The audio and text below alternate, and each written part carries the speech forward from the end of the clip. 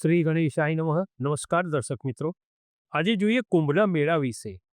કુંભનો મેળો ક્યારે ભરાતો હોય છે, કયા સંજોગોમાં કુંભનો મેળો થાય છે, ક્યારથી પ્રારંભ થાય, ક્યાં સુધી રહે છે, અને કુંભનો મેળો કેમ ભરાય છે, કેવા સંજોગો થાય ત્યારે કુંભનો મેળો આવે છે, કેટલા વર્ષે આવે છે, આપણા સનાતન ધર્મમાં કુંભના મેળાનું વિશેષ મહત્વ શું છે, કયા કયા સ્થળોએ કુંભનો મેળો ભરાય છે અને કેમ તે જ સ્થળે જ ભરાય છે. અને બીજું કે દેવો અને દાનવોએ જે સમુદ્ર મંથન કર્યું, એ સમુદ્ર મંથન સાથે આ કુંભના મેળાનું શું વિશેષ મહત્વ છે, એની સાથે એ વિશે આપણે જાણીશું. તો સૌપ્રથમ તો અત્યારે આપણે માહોલ જોઈએ છે કે અત્યારે જે પ્રયાગરાજમાં કુંભનો મેળો ચાલુ છે, એ 14 જાન્યુઆરી 2025થી 26 ફેબ્રુઆરી 2025 સુધી કુંભનો મેળો આ ચાલવાનો રહે છે. આટલો સમય 14 જાન્યુઆરીથી 26 ફેબ્રુઆરી સુધી કુંભનો મેળો એ કયા સંજોગોમાં છે, તો સૂર્ય મકર રાશિના થતાં આ કુંભનો મેળો પ્રારંભ થયો. એમાં ગુરુનો પણ એ છે, ગુરુ વૃષભ રાશિના, એ ડિટેલમાં આગળ વાત કરીએ આપણે. હવે જાણીએ કે સમુદ્ર મંથન સાથે કુંભ મેળાનું શું મહત્વ છે, એટલે કે કુંભ મેળો કેમ ભરાય છે, એની પાછળનું કારણ શું. તો આપણે જાણીએ છીએ કે દેવો અને દાનવો વચ્ચે જ્યારે સમુદ્ર મંથન થયું, એમાં સૌ પ્રથમ તો હળાહળ વિષ નીકળેલું. બધાએ ગભરાઈ ગયા. બધાએ દેવો ભેગા મળીને મહાદેવજી પાસે, શિવજી પાસે ગયા, પ્રસન્ન કરવા માટે એમની બહુ જ આજીજી કરી, એમને પ્રાર્થના કરી. અને દીનજલોના પરિપાલન દયાળુ ભોળાનાથે આ વિષ ધારણ કર્યું.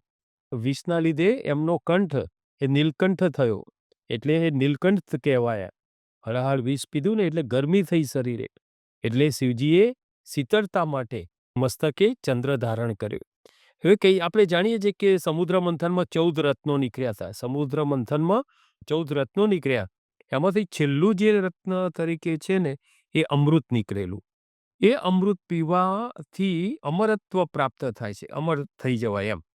આ અમૃત નો ઘડો લઈને દેવો ભાગવા લાગ્યા, દોડ્યા. કેમ કે દેવોને એક ડર હતો કે આ જો દાનવો પી જશે તો દાનવો અમર થઈ જશે. આ દાનવો આ અમૃત ન પી જાય એ માટે આ અમૃતનો ઘડો લઈને દેવો દોડ્યા. જેમાં રસ્તામાં જે અમૃતનો ઘડો લઈને દોડતા હતા, તે વખતે રસ્તામાં 4 જગ્યાએ દેવોએ વિશ્રામ કર્યો અને કુંભ જમીન ઉપર મૂક્યો. કેમ કે દોડતા થાકી જાય ને એટલે વિશ્રામ કર્યો, અને એ જગ્યાએ 4 જગ્યાએ એવી હતી કે જ્યાં એ ઘડો મૂક્યો અને વિશ્રામ કર્યો. આ 4 જગ્યાએ વિશ્રામ થયો. એ જે જગ્યાએ અમૃત નો કુંભ મૂક્યો, ત્યાં અમૃતનું એક એક ટીમ્પું, એક બિંદુ પડ્યું. આથી આ જગ્યાએ સ્નાનનું મહત્વ વધ્યું. આ 4 જગ્યા કઈ હતી કે જ્યાં કુંભ મૂક્યો, અમૃત કુંભ મુકાયો, એ 4 જગ્યા? તો સૌ પ્રથમ એ પ્રયાગરાજ, ઉજ્જૈન, હરિદ્વાર અને નાસી. આ 4 જગ્યાએ આ અમૃત કુંભ મૂકેલો અને ત્યાં એક એક અમૃતનું બિંદુ પડેલું. હવે જાણીએ કે કુંભ મેળો કેમ ભરાય છે, કેવા ગ્રહોની સ્થિતિ થાય ત્યારે, કેવા સંજોગો હોય ત્યારે કુંભ મેળો ભરાય છે. આપણા સનાતન ધર્મમાં ગુરુનું મહત્વ વધારે છે. નથી કહેતા કે ગુરુ વગર જ્ઞાન ના મળે. ગુરુ ધર્મ અને ધર્મ પ્રત્યે, ધર્મ અંગે આપણને પ્રેરણા અને માર્ગદર્શન કરતા હોય છે. આપણને કોઈ બી હોય ને તો ગુરુ દીક્ષા લઈએ છીએ. ગુરુ વગરના નુગરા કહેવાય છે. તો આપણા સનાતન ધર્મમાં ગુરુનું પ્રાધાન્ય માતા પિતા જેટલું જ કરેલું છે. માતા પિતાના સમાન ગુરુને ગણ્યા છે. આમ 9 ગ્રહોમાં બૃહસ્પતિ ગુરુને ધર્મના કારક કહ્યા છે. ધર્મ સાથે આપણને સાચું માર્ગદર્શન ગુરુથી મળે છે. આથી ગુરુદેવ જ્યારે જ્યારે રાશિ પરિવર્તન કરે છે, અને તે શુક્રની વૃષભ રાશિમાં, સૂર્યની સિંહ રાશિમાં અને મંગળની વૃશ્ચિક રાશિમાં અને શનિની કુંભ રાશિમાં ગુરુદેવનું ભ્રમણ થાય છે, ત્યારે કુંભનો મેળો ભરાય છે. ગુરુ કઈ કઈ રાશિમાં આવે? વૃષભ રાશિમાં આવે, એ શુક્રની અધિપત્યવાળી રાશિ છે. સિંહ રાશિમાં આવે, એ સૂર્યની અધિપત્યવાળી રાશિ છે. વૃશ્ચિક રાશિમાં આવે, એ મંગળની અધિપત્યવાળી રાશિ છે. અને કુંભ રાશિમાં આવે કે જે શનિની અધિપત્યવાળી રાશિ છે.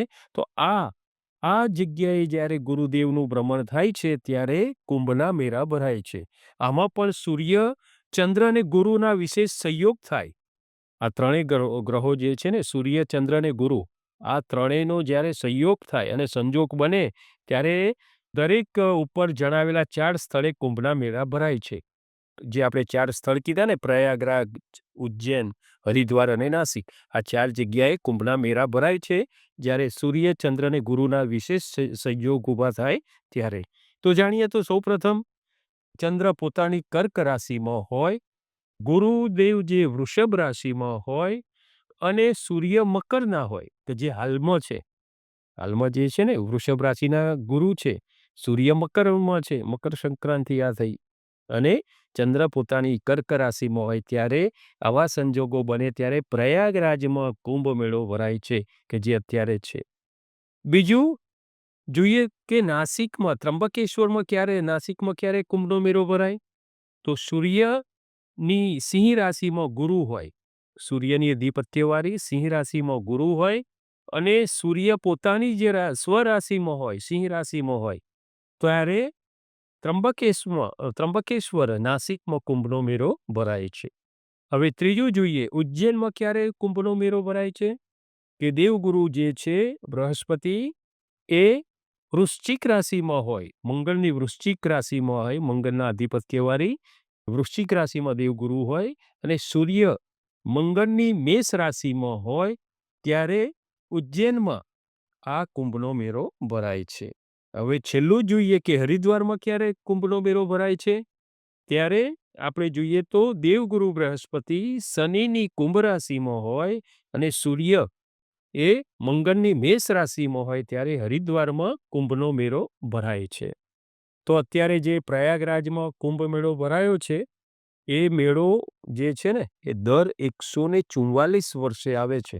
આવો જે સંજોગ છે ને એ 144 વર્ષે આવે છે. આ મહાકુંભ મેળો જે છે ને એ હવે 144 વર્ષ પછી યોજાશે. બીજું દર 6 વર્ષે પણ જે આવે ને એ અર્ધ કુંભ મેળો હોય છે. એ ક્યારે બને છે કે ગુરુ મંગળની વૃશ્ચિક રાશિમાં હોય અને સૂર્ય શનિની મકર રાશિમાં આવે ત્યારે આ પ્રયાગરાજમાં અર્ધ કુંભ મેળો એનું આયોજન કરાય છે. બીજું ગુરુદેવ સૂર્યની સિંહ રાશિમાં હોય અને સૂર્ય મંગળની મેષ રાશિમાં હોય ત્યારે હરિદ્વારમાં અર્ધ કુંભ મેળો ભરાય છે અને એનું આયોજન થાય છે. આપણા સનાતન ધર્મમાં આ કુંભના મેળા એ વખતે જે શાહી સ્નાન હોય છે, આપણા સંન્યાસીઓ જે છે જે એ બધાએ એમાં સૌ પ્રથમ સ્નાન કરે છે, પછી બધા શ્રદ્ધાળુઓ સ્નાન કરે છે.